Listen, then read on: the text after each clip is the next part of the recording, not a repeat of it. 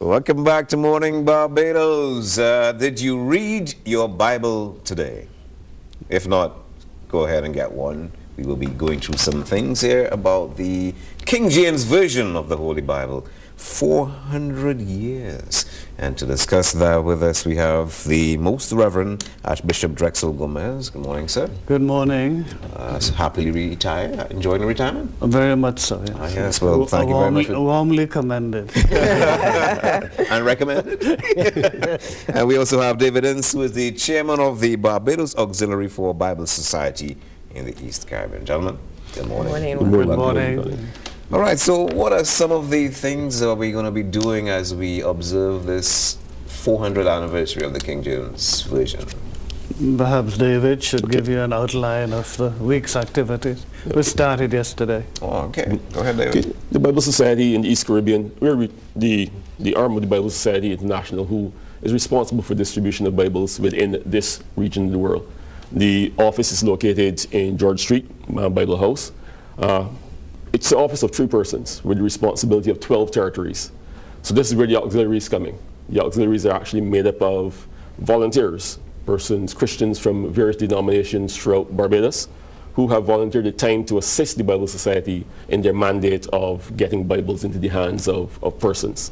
So the auxiliary has a full slate of events for every calendar year, primarily fundraising, but there are also outreach programs to sensitize people as to the importance of the Bible and the need to get Bibles into various institutions. We do it for schools.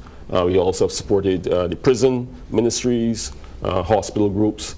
So we tend to work through established groups in getting the scriptures out to persons.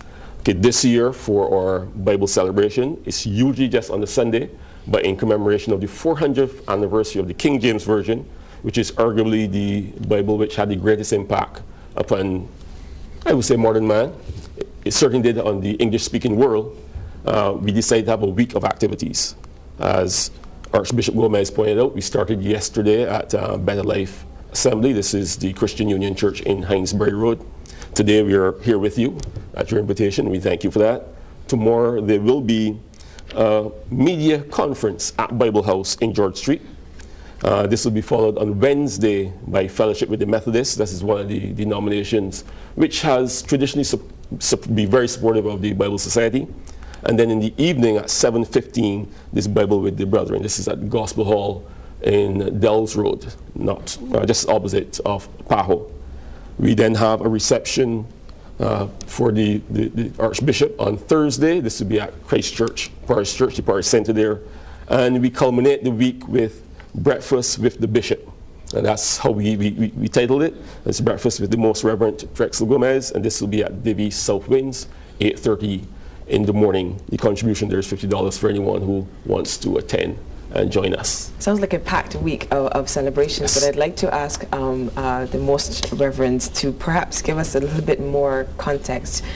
The Bible was around before the King James Version, but this version revolutionized the way John and Jane Q. Public were able to access the translation. And it is so called because it was King James, before he was coronated, who commissioned it. He commissioned the process started in 1601, and in 1611, there we had it. Okay. Maybe you can explain to people why this is so important.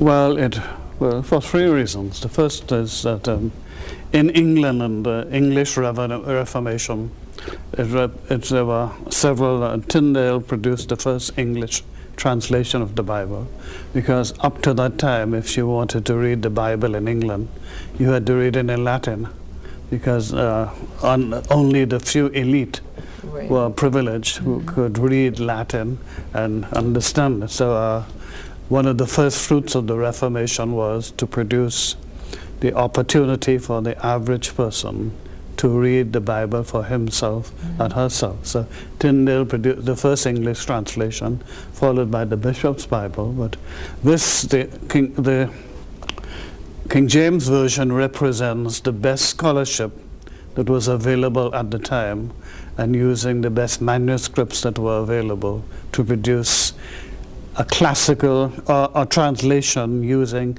classical English. Some people call it Elizabethan prose. So that when I was in training for the ministry, I read where some of the French commentators were saying that they wished they had translated the Bible into French when it was classical French, because they didn't have a translation in French similar to the King James Version, where the these and the thous and that flourish that some people still believe is the only proper way to speak English, although nobody speaks it that way anymore. But on the other hand, the Bible and its attendant books have gone high-tech. You can YouTube passages of the Bible. I get my prayer updates pushed to my phone. How does this anniversary lie happily alongside the fact that the church and the way it speaks to its parishioners has changed and evolved over 400 years and beyond? Well, technology has opened up a totally new field. You were talking in your first segment about the technological scene, but it makes it possible to access the Bible. Even on the plane you can use your computer.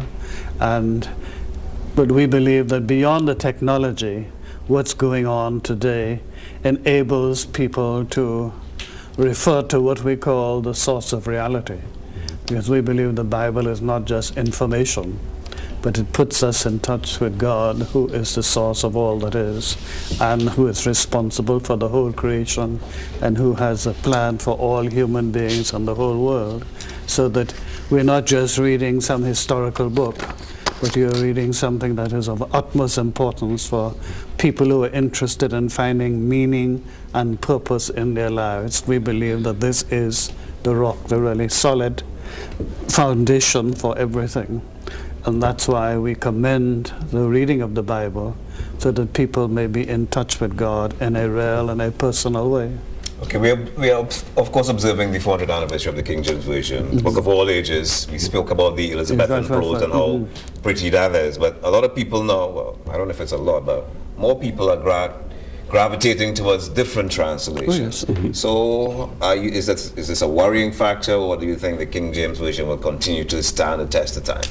Well, I think it will continue because so many people continue to find it attractive. And I would say now that I only read the King James Version. Me too. I don't want that. But I mean, I read the more up-to-date, more recent translations, because they have the advantage in that they have been able to use manuscripts which are earlier than many of those used for the production of the King James Version, because they've made many archaeological discoveries. So does this raise question then to the...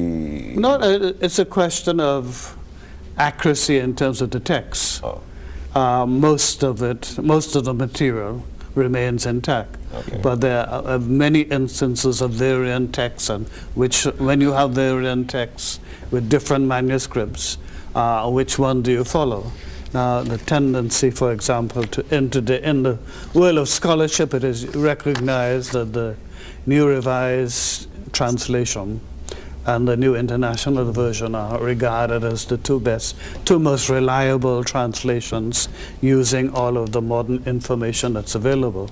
But for devotional reading, most people will go back to that which they are most familiar with.